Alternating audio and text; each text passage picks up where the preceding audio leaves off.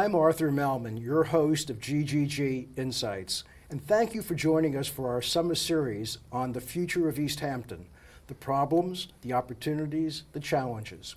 We've had over the series, and will continue to have, a wide range of local residents speak to us. Some are involved in government. We have a fisherman, we have a farmer, we have a school teacher and a school student.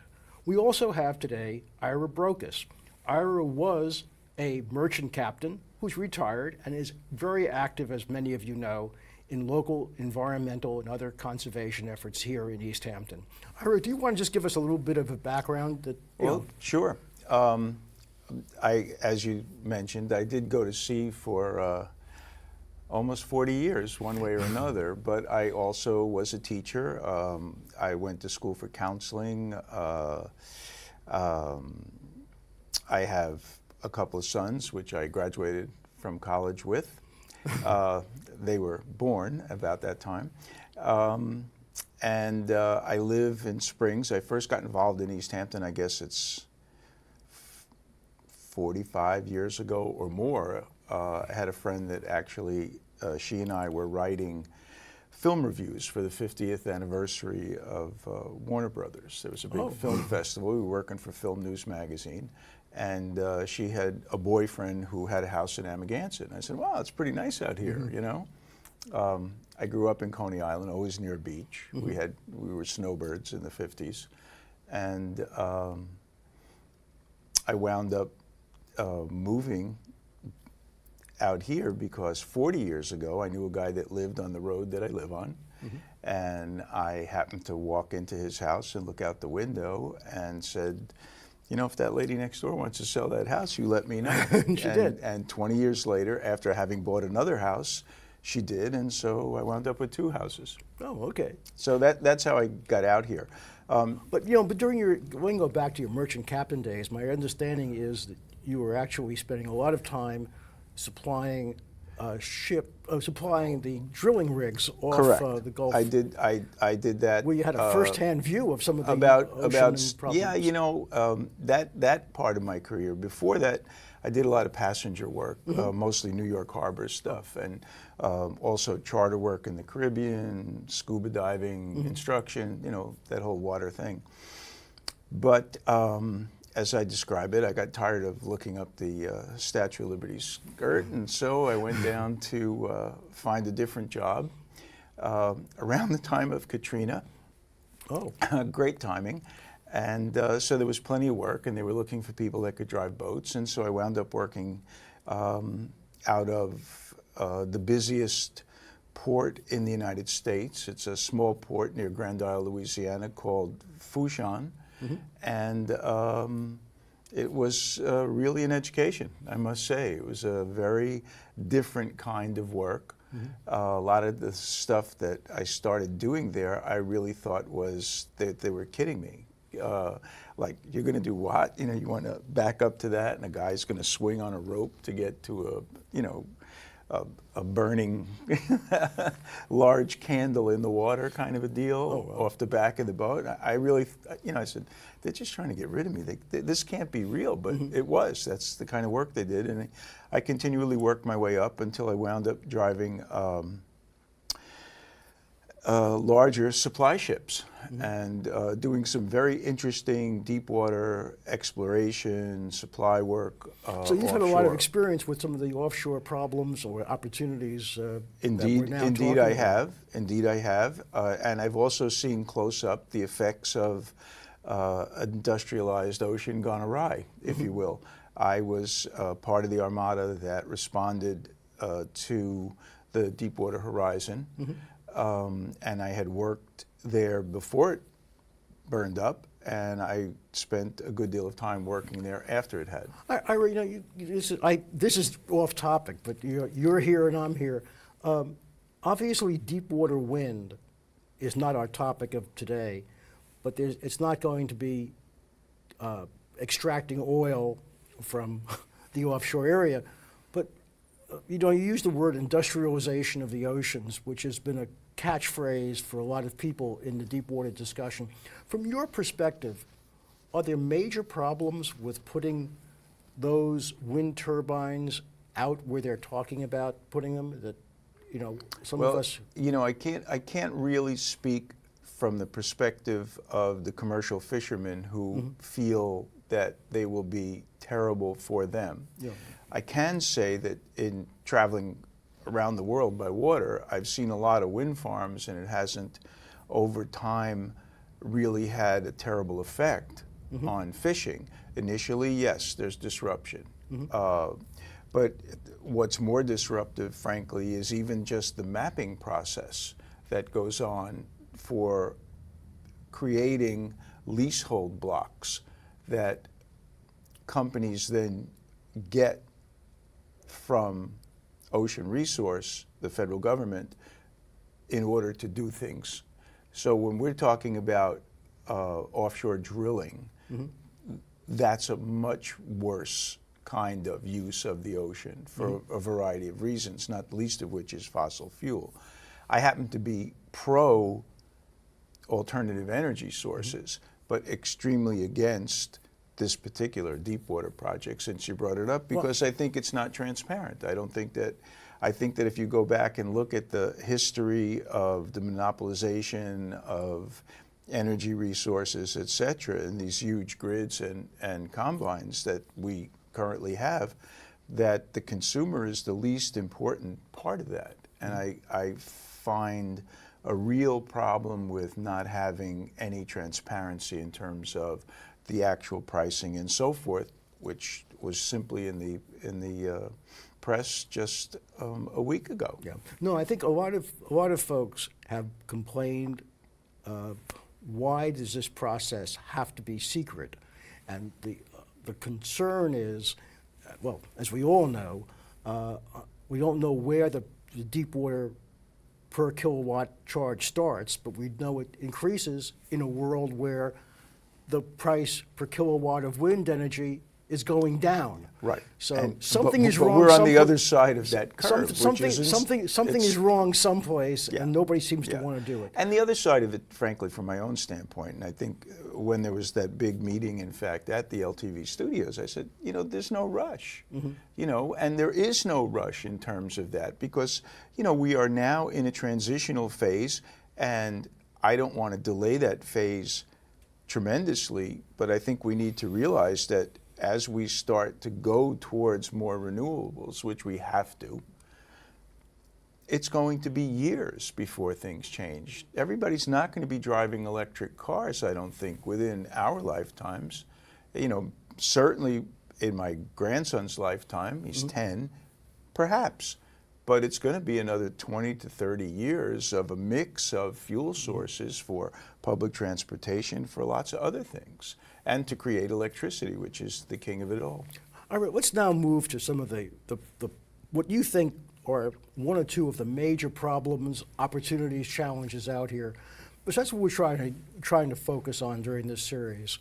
Well, I think that we need to, as a town, we need to get our heads around the idea that we are a tremendously diverse group of people living here, and we are diverse in terms of demographics, in terms of ethnicity, in terms of socioeconomic levels, and certainly in terms of income levels, etc.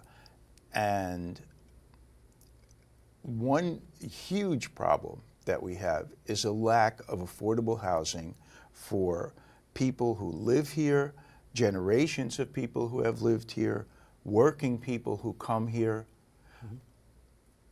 It's impossible. And we live on a 2-lane road. I'm involved with a number of different nonprofits, among them the Springs Improvement Society that runs Ashwag Hall. And we're planning the Fisherman's Fair for tomorrow. And as part of that, we do a plant sale. Well, I had to go pick up some plants this morning. And to go from where I live in Springs to Bridgehampton, and then Sag, Maine, and then Amagansett, and then back to Springs. I'm surprised you go here. It was only even 4 or 5 hours. It was crazy. It was, and that's, going, quote, back roads, knowing where to go, how to avoid some traffic, and so forth. But I mean, it's so that's part of the issue. I mean, we have a critical infrastructure problem which is not going to change because we are a summer resort. It's that simple. The other side of that, though, is that the people that we depend on to keep the stores open and the restaurants going and everyone's homes maintained to the levels that we would like and so forth, if we're not able because of time or ability to do it ourselves, it's an impossibility. It's just not, it's not working. And it also has I feel, a terrible effect in terms of morale. I mean, the beautiful homes and the lovely area that we're in would not be that if we didn't have the labor force to do it.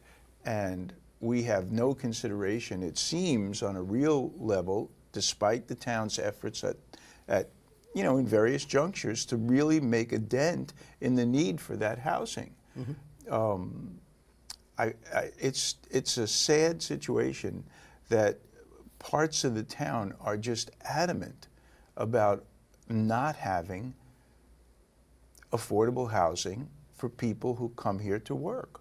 And I'm not talking about work camps, I'm not talking about, we're going to bring in all these little trailers and set them up in Montauk. That's not it. No, that's not it. We want year-round people. We want families. We want places where families can enjoy living here that without feeling ostracized and so forth. And that it's not something that's really being addressed. And I mean, I've heard some really fantastical ideas, like to build it on the airport and close the airport and so forth. But I'm not quite sure that's the answer. But certainly every hamlet should be really concerned about having its workforce present and part of the community. Well, it's funny you say that because a friend of mine was on the New York City Midtown Planning Board. He was the chairman,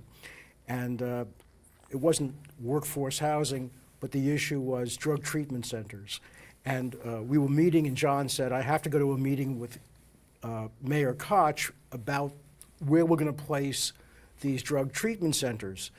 And so he said, probably be back in about 4 or 5 hours. You guys continue with this.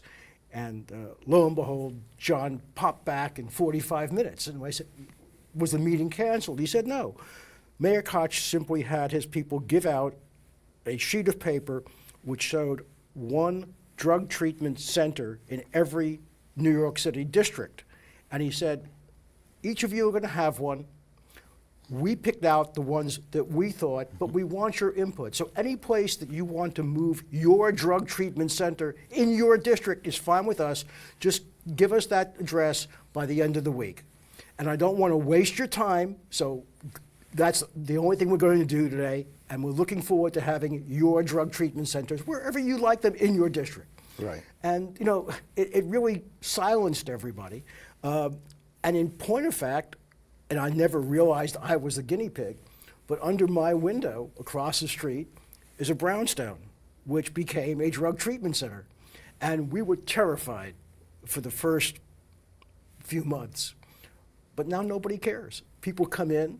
And people go out. And people go out. Yeah. Yeah. And that's really it. Well, I think that the idea of just top-down management that worked for Mayor Koch may not be as easy here, but it impacts on another terrific issue which we really do need to address, and that is this crazy Hamlet-centered educational system, which just makes no sense, certainly to anyone who's ever been a teacher. Well, you were also a teacher for a while. I was a teacher, and to have 5 sets of school administrators and superintendents and assistant superintendents and so forth for like small numbers of students, just because you perhaps don't want your kids to go to school with other kids for whatever reason it may be. I just don't get it. And well, Ira, you know, I think there's a famous phrase, follow the money. Right. And if you mentioned to Emma Gansett consolidating with East Hampton or Montauk, they should all be consolidated, and it would be a lot fairer. I mean, why should any one particular school district? I mean, the most obvious example, of course, is Wainscott. I mean, to have a school of 22 kids and still then not allow any affordable housing in the area, and now, for instance, under CPF, the old Star Room is going to be a park. I mean, why couldn't that have been? Well, that's a park for the home goods store. Yeah, the park for the home goods store. When you're at the home goods store, right. You want a park next door. Yes, of course. You certainly want a place to sit and contemplate whether you need more popcorn that's flavored like whatever. You know, it's just it's irrational. But Ira, so we got affordable housing, we got schools. How do we get I mean, every time, and we've had lots of debates by sure. candidates for every office now, it always comes down to hearing the same refrain from every candidate. I am absolutely in favor of affordable housing. I am absolutely in favor of affordable housing wherever we can have it. I actually tried to build it. Oh, okay. And was refused. Now, what were you trying to do? Where was that? I happened to have another property, not the home I live in, that I wanted to put on, and it's not a tremendously attractive, wonderful place. It's between a gas station and a dog pound in a way. And well, I think you have found some place that probably won't be a park for a while at least. Correct, and it won't be affordable housing either. I was told no, you can't put anything there. No multiple dwelling is allowed, kind of a thing. And I rented, you know, to a family, and okay. You know, it's funny you say that because I was on a new business committee many years ago, and John Tintle, whose family has the sand pit in Wainscott, was on the committee, and people there were talking about affordable housing in a hamlet in the Wainscott sand pit. And, you know, John, in so many, not in so many words, but basically said that his life expectancy was not long enough to wait until somebody did something in the town, and he said he himself actually built, owned, and operated fairly affordable housing in the town. He built small houses on small parcels and rented them at reasonable prices to people who could afford, at prices they can afford. Sure. And one of the problems we have here is that, you know, everybody wants acre, 2 acre, 3 acre zoning, and you can't build an affordable dwelling and pay the price for a large plot of land. That's exactly right. You can't. So you really need to build somewhere a more dense kind of housing. Those manor house kinds of multiple dwelling, 2, 3, 4 bedroom apartments, make them reasonable, and people could live there and work in town and yeah, so forth. But don't forget, People don't forget, you can have a parakeet, a goldfish, and a dog, but you better not have any kids because then you'll have them in the school, and we don't want those kids in our school. You know? That's my point exactly. That just doesn't. It really. It's a hurtful thing to think that people, you know, carry on about something like that. I mean, children are children. It's that simple. Yeah. All of them are children, and all of them will be citizens and/or contributing members of society if given the opportunity. Yeah, I think one of the greatest examples of opportunity, and I don't know if you happen to catch this, but the valedictorian of the high school is a Latino kid, the salutatorian. And the salutatorian. Both. They both are Latinos, and the valedictorian got into 8 of the 7 Ivy League schools and got waitlisted at Princeton where he's not going to go. But so there's this idea that these kids will bring down the caliber of the schools. Will there be different problems? Of course. Yes, and there will be different problems because look, kids are different. Are different, and kids, are influenced by their peers and influenced by their parents and influenced by their communities. But by creating communities that are much more inclusive and open, you then create ultimately adults and citizens who are more so. Well, Ira, how do we protect basically this comes down to you need 3 members of the town board. That's right. to do something in this area.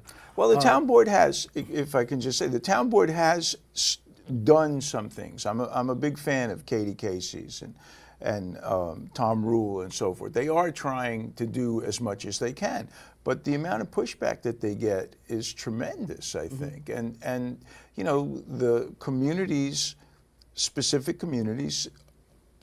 hamlets in particular, just don't want to hear it. And yes, it's great, but let the workers drive here from Riverhead and so forth, which puts them, it puts a lot of people at tremendous risk when that goes on. Many of those guys who drive or gals who drive from Riverhead are not volunteer firemen. They're not working in the Kiwanis Club. They're not doing any of this kind of stuff. They're not doing anything. They're not Little League coaches, which is part of the community. Correct. And their children, in a sense, are going to school and contributing elsewhere if they have children, or they're a type of migrant worker which is specific to Ira, us. can we go back to the Ira Barocas affordable housing plot between a kennel and the gas station? So my guess is this wasn't going to be a park, and it wasn't going to be a luxury 10,000 square foot house. I mean, it was an almost acre lot. Oh, okay. That I was going to. I said I would be more than willing to put a 6-unit or something like that. And I also said that I would be happy to take Section 8 or, I think it just was something to do because I had bought another house and I thought, okay, this is an opportunity that I can use for people. But it was shut down, and in fact, it wound up getting upzoned. But what was the, I mean, obviously there are reasons that people will never articulate. But what was the reasoning? Because they were afraid of overwhelming the sewer system? Was that or the septic system? Is it that? That wasn't. No, that was never raised as an issue. It was just no, you can't do that. And I said, okay, can't do that.